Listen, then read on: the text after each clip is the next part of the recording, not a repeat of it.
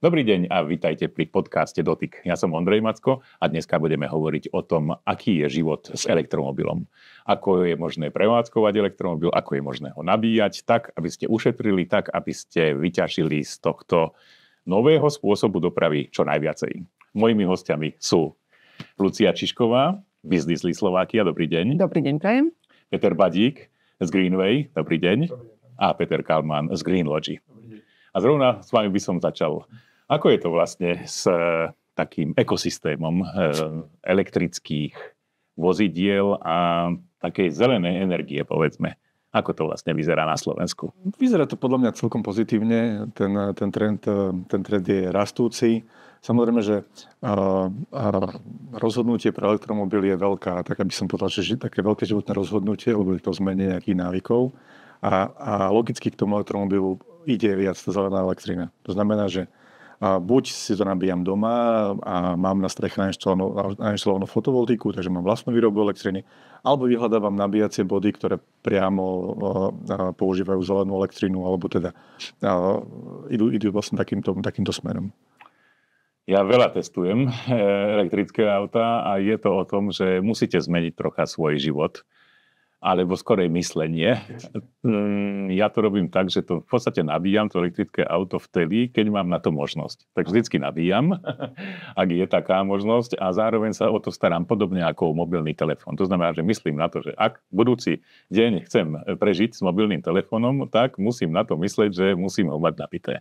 O tom toto je. Viacej treba plánovať. Presne. Ja mám tiež elektromobil. Bol som známy takou divokejšou jazdou v minulosti, ale je to také upokojenie. To znamená presne. Plánujete si, chodíte na čas, viete, kde sú nabíjacie body po ceste, a nikdy to auto nemáte vyšťavené na posledné percento, čiže v priebehu dňa my máme nabíjačku Greenway v práci postavenú, to znamená, že to auto sa stále nabíja a presne ako náhle vidím nejaký nabíjací bod, idem do Bily na nákup, pripojím to auto hoci na 10 minút, je to proste jednoducho zmena nejakého toho životného štýlu, ale musím povedať, že nie je to nejak obmedzujúce, hej? Že by som teraz bol nejakým otrokom toho auta. Je to príjemné a zároveň je to stále niečo, čo tí ľudia obdivujú, lebo nie je tých aut toľko, zastavia sa proste pri mne, pýtajú sa na to. Je to také príjemné. Lucia, vás by som sa opýtal. Ja som mal na test požičané od vás jedno auto a bolo to vybavené takým systémom X-Marton, takže som vlastne pomocou mobilného telefónu mohol otvoriť auto, naštartovať to auto, znova ho potom zatvoriť. Vy vlastne pripravujete takú pôdu na to, ako sa dostať k tým elektrickým autám, ale hlavne pre letky, pre fleet. Keby ste nám mohli o tom povedať, ako vlastne funguje Business Lead Slovakia. Presne tak. Zastupujem spoločnosť, ktorá sa venuje už 25 rokov zabezpečovaniu mobility. Pre hlavne teda B2B segment, ale robíme už aj fyzické osoby. No a my vlastne tuto s Petrami dvomi sme takí partneri v rámci takého e-mobility ekosystému, ktorý sa nám podarilo pred 2 rokmi, už to bude 2 roky pomaličky, spoločne vytvoriť. A akože nie je to jednoduché, ja veľmi triezvo sa dívam na elektromobilitu, pretože naozaj človek tam musí trošku zauvažovať a premyslieť viaceré veci, než teda ten fleet transformuje. No a čím väčší fleet, tak tým je to náročnejšie. Takže naša rola v rámci aj e-mobility ekosystému je v tom, aby sme poradili firmám, akým spôsobom transformovať ten svoj klasický fleet so spaľovacími motormi na ten elektrifikovaný. No a to je teda taká naša hlavná rola, jak to robíme, je prostredníctvom nášho hlavného produktu alebo hlavnej služby, ktorú poskytujeme, a to je operatívny leasing. Operatívny. Tak. Čo sú také najdôležitejšie možno aj v tomto kontexte tie benefity, tak v operatívnom leasingu klient nepotrebuje žiadnu hotovosť pri obstarávaní vozidla. Kompletne to vozidlo kupujeme my, takže nie je tam žiadna akontácia ani nejaký proste niečo, čo by ste museli na začiatku zložiť. Takže to je možno také prvé, ale skôr, čo by som ešte zdôraznila, je také riziko. Predsa je to nová technológia, ako my vlastne s Peťom sa veľmi dlho poznáme, podľa mňa už to je takých 10 rokov, čo sa venujeme, teda on vo svojej oblasti a vo svojej oblasti elektrickým autám. Takže vidíme ten obrovský progres, keďže sa orientujeme, ja sa orientujem, že koľko modelov kedysi bolo, koľko je dneska tých modelov k dispozícii, kde bol kedysi ten nájazd, keď sme hovorili klientom, že áno, tých 120 kilometrov v pohode prejdete a dneska sa dostávame proste úplne na iné čísla.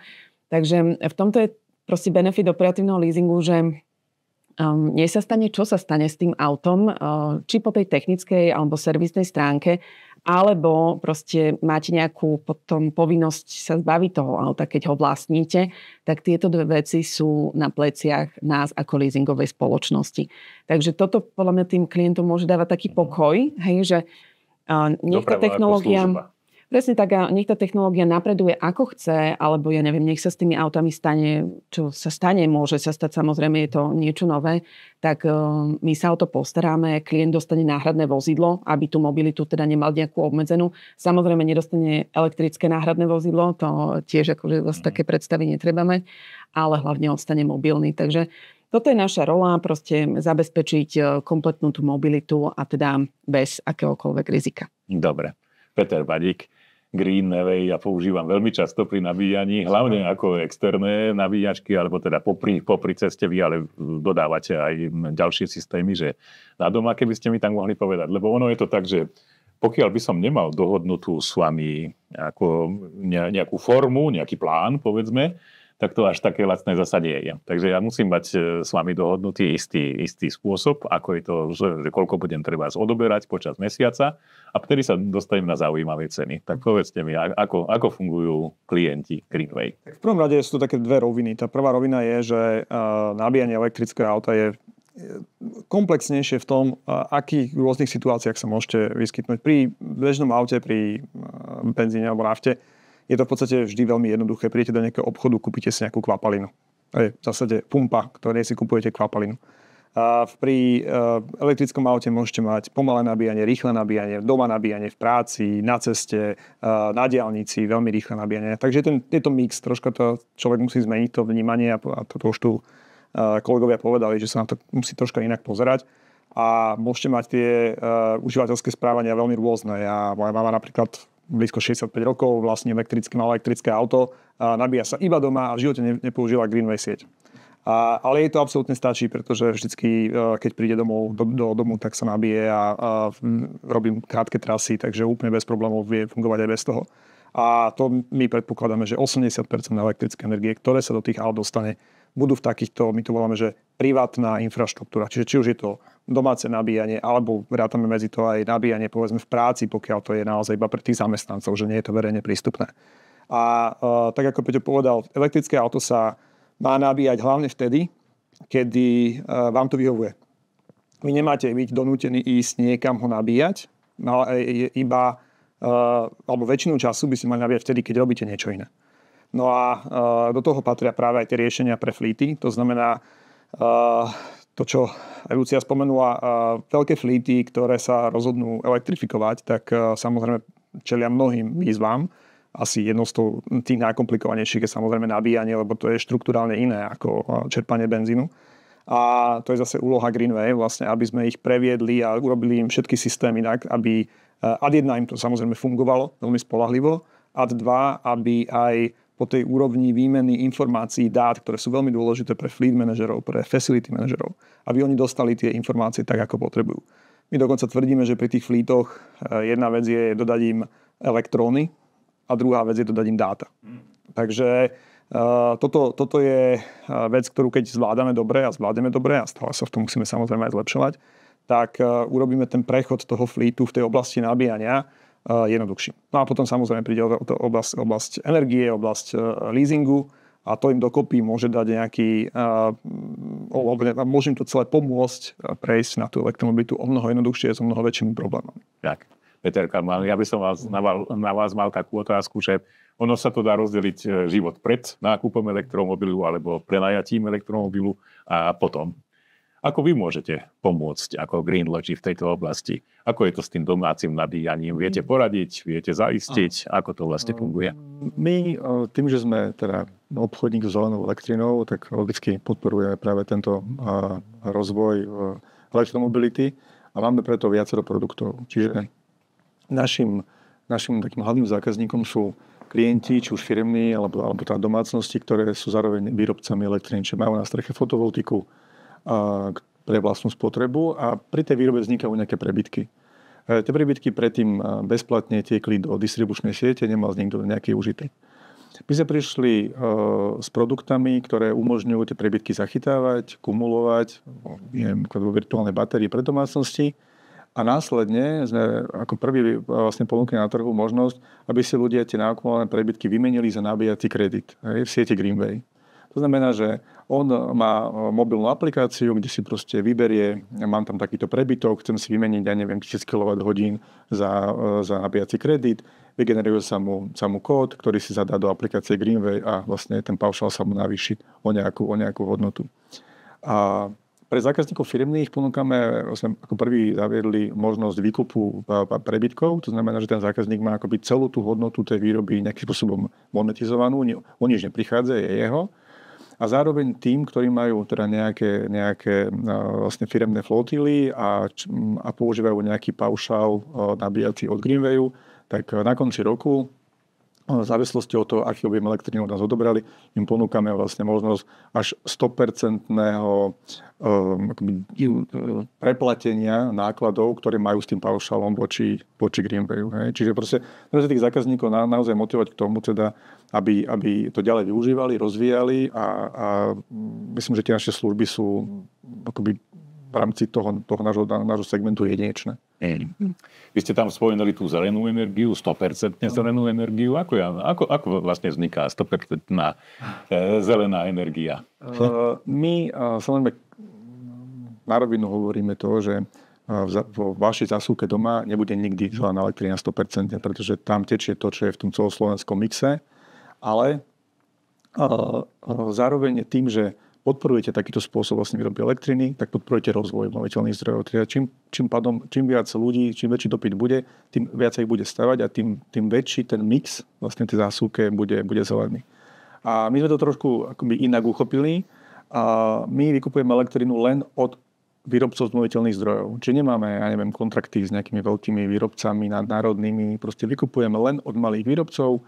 Dnes máme v portfóliu okolo 1600 výrobcov, od malých strešných inštalácií až po nejaké väčšie bioplynky, máme malé vodné elektrárne, čiže celé to naše portfólio zákazníkov, čo sú domácnosti alebo firmy, je zdrojované práve z obnoviteľných zdrojov. A tým, že ten výkup je vyšší ako je tá spotreba, tak môžeme smelo povedať, že naše portfólio je 100% pokryté obnoviteľnými zdrojmi. Pekne.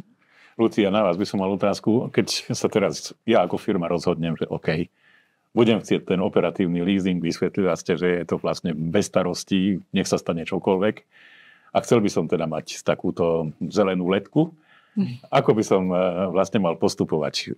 Koho kontaktovať? A ako využiť celý tento ekosystém, ktorý sme tu predstavili? Ano. Tak spojiť sa s nami je veľmi jednoduché. Webová stránka, formulár, telefonicky, akokoľvek. A skôr popíšem, že ako to možno funguje, lebo veľakrát firmy naozaj majú málo informácií, nakoľko je to stále taká nová téma pre mnohé z nich. S čím sa často stretávame, väčšinou zahraničné firmy dostávajú aj nejaké také podnety od svojich materských spoločností, že buďte zelenší, začnite teda robiť niečo v tejto oblasti. Dokonca im zadávajú do ich car policy aj nejaké limity na emisie CO2, alebo dokonca naozaj im dajú nejakú porciu, teda flítu, ktorú by mali mať úplne že bezemisnú. Takže keď už sa stretneme, tak my začíname naozaj úplne že od začiatku, že poinformujeme úplne o tých základných faktoch, či u nás na Slovensku, či v rámci Strednej Európy, celkovo proste kde sú koľko elektromobilov, ako vyzerá tá nabíjacia sieť. Takže máme spracovanú akými takú pár slajdovú prezentáciu so základom o elektromobilite. Potom taký druhý krok, ktorý tam prinášame, je, že ukazujeme takú success story jedného zo zákazníkov, ktorý už má časť flotily elektrifikovanú, aby si to ten nový zákazník, dajme tomu vy vedeli lepšie predstaviť. Takže tretí krok je vôbec zmapovať tú vašu flotilu, to je také dosť dôležité. Vieme to urobiť cez taký online teda nástroj. My potrebujeme zistiť, koľko máte vozidiel, koľko máte dízlov, koľko máte benzínov. Potrebujeme navnímať, koľko kilometrov v priemere vaši vodiči vo flotile najazdia. Tiež skúmame, že čo sú to za jazdy. že či sú to nejaké také, že urbány, ako hovoríme, že v rámci teda len mesta alebo medzimestské jazdy, či sú tam nejaké, proste máte tam ľudí, ktorí vám dochádzajú možno 100 km denne, takže snažíme sa navnímať aj toto správanie. Ako náhle máme tieto dáta k dispozícii, tak tieto dáta nalievame do takého, že e-quick scanu, my to voláme, a tam vlastne už nám vyleze, že vaša súčasná flotila, vrátanie nákladov na palivo, teda emisí CO2, toto vieme všetko zrátať a my vám narátame, alebo teda ukážeme, že ako by to mohlo vyzerať. A veľmi taká jednoduchá teda matematika, naozaj, že keď vidíme, že sú tam vozidlá, sú tam vodiči, ktorí jazdia okolo tých 15 000 kilometrov a nižšie, to sú jasní adepti na elektrické auto. Keď už ideme teda vyššie, okolo tých 20-25 000 kilometrov, tak tam už teda stále môže byť elektrické, ale už sa nám to začne tak preklapať do tých plug-in hybridných vozidiel. No a samozrejme, keď tam máme vodičov, ktorí jazdia 50 000, 60 000 kilometrov ročne, tam proste je to jasný diesel. Keď dneska je diesel, tak aj bude diesel. Ako hovorím možno takto, že ono stále to musí byť pohodlné pre tých ľudí. Hej. Samozrejme sú extrémy, nadšenci, trendsetteri, ktorí jazdia veľa kilometrov, baví ich to a áno, jazdia elektrínu, lebo sú o tom presvedčení proste, že chcú a nevadí im to. Majú na to časový priestor, proste nejakých to neobmedzuje v ich práci ani v tom bežnom živote. Takže navrhneme túto flotilu, spočítame všetky náklady, teda aby človek mal podklady na rozhodnutie, hlavne teda samozrejme finančný to človek musí predstaviť. A keď teda urobí to rozhodnutie, tak samozrejme my môžeme už ísť do toho procesu objednávať a vozidiel na operatívny leasing. No a paralelne teda posúvame takéhoto klienta našim partnerom v rámci e-mobility ekosystému, aby sa postarali o nabíjaciu infraštruktúru, prípadne o zelenú energiu, ktorú hlavne teda malý a stredný segment bezproblémovo môže sa takto switchovať, tak toto aspoň vnímam, lebo časť veľkých klientov nám sedí v veľkých tých biznis centrách, kde viem, že je to náročnejšie, keďže tam sú tie elektrické nejaké kontrakty proste ináč zabezpečené. Avšak aj my v Business Lease naozaj my máme 800 zákazníkov, takže je to fakt, že masa a masu tvorí malý a stredný segment, takže tam práve je to aj ideálne práve pre Green Logic. Peter Badík. Ja veľmi používam vašu sieť a musím povedať, možno, že neviem to celkom odhadnúť, ale minimálne rok už existuje mobilná aplikácia, čo bol veľký krok, asi viacej to je, lebo predtým ste mali vlastne formu pomocou karty, ktorú bolo treba niekde vytiahnuť a podobne a nebola tam tá spätná väzba. No, po novom vyzerajú tie nabíjačky, je tam QR kód, dá sa to pekne načítať. Pre mňa veľmi dobrá informácia, že vidím, ako je to s tým okamžitým stavom nabíjania, viem, kedy mám prísť k tej nabíjačke, lebo inak by ste mi zasa začali účtovať, že teda som na nabíjačke, ale nenabíjam, tak je tam nejaké parkovné, takže viem celkom presne, ako to funguje. Takže oceňujem. A zároveň tých nabíjačiek pribudlo. Aj na južnej trase Slovenska, takže fajn. Ale stane sa, že mám trebárs u vás nejaký spôsob už toho plánu, ako sme to spomínali, ale potrebujem nabiť u nejakej konkurenčnej nabíjačky. Takže pýtam sa na ten národný roaming. Ako to u vás funguje? Môžem využiť ďalšie spôsoby nabíjania? Môžete a správne ste to pomenovali národný roaming alebo roaming všeobecne. To, čo vlastne vy vidíte v tej mobilnej aplikácii, my sme sa pred rokom tak veľmi obnovili, chytili sme to do vlastných rúk, v podstate si to robíme interne.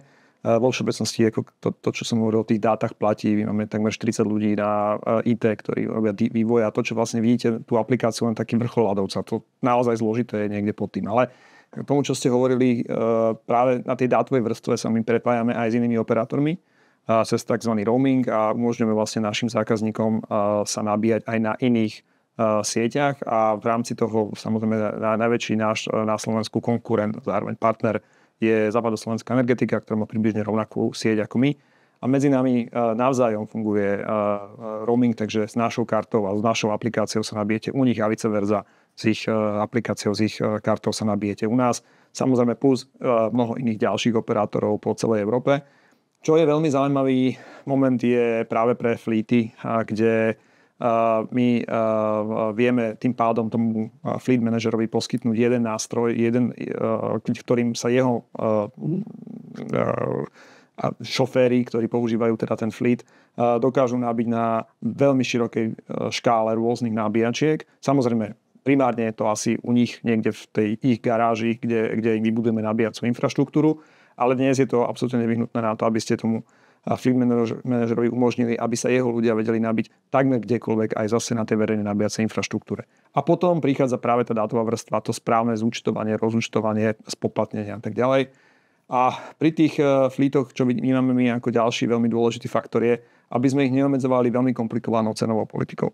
Pretože pri tom roamingu, to si všetci možno spomíname, ako to fungovalo pri mobilných telefónoch 10 rokov dozadu. Museli ste si dať veľký pozor, keď ste boli niekde v zahraničí, na akého operátora ste sa prepli, lebo odrazu vám tam pristála suma, ktorú ste neočakávali. A takže bolo to také veľmi nepohodlné. A pri tých dátach, samozrejme. A potom prišla teda z regulácia, ktorá sa nazývala Roam Like at Home a povedali vám, všade to musí byť rovnako. V rámci Európskej únie. V rámci Európskej únie, samozrejme. Dajte si pozor, keď pôjdete do Švajčiarska. A tým pádom naozaj, ako keby toto je obrovské zjednodušenie aj pre ľudí, ale poviem vám, že pre toho fleet manažera to je obrovská vec. Pretože ten jeden človek si to povedzme ešte ako tak, ako súkromná osoba si to ešte ako tak ustraží. Ale keď si predstavíte, že máte na starosť 100 aut, 100 šoférov, tí sa môžu nabíjať kade tade, sú v rôznych situáciách, potrebujú sa nabiť, idú niekam, využijú inú sieť, a jednoducho vo chvíľu, keď im do toho dáte tento zmetok tých cenových, on tam bude musieť robiť rôzne obmedzenia na to, že tam sa mi nenabíja, aj tam je to príliš drahé. Takže my sa snažíme vlastne pri tých väčších fleetoch, samozrejme, kde to už ako keby dáva nejaký zmysel, prísť s nejakým takým programom, ktorý umožní nejakú cenovú rovnováhu, stabilitu, aby tomu fleet manažerovi z toho nevypadali vlasy. Posledná otázka.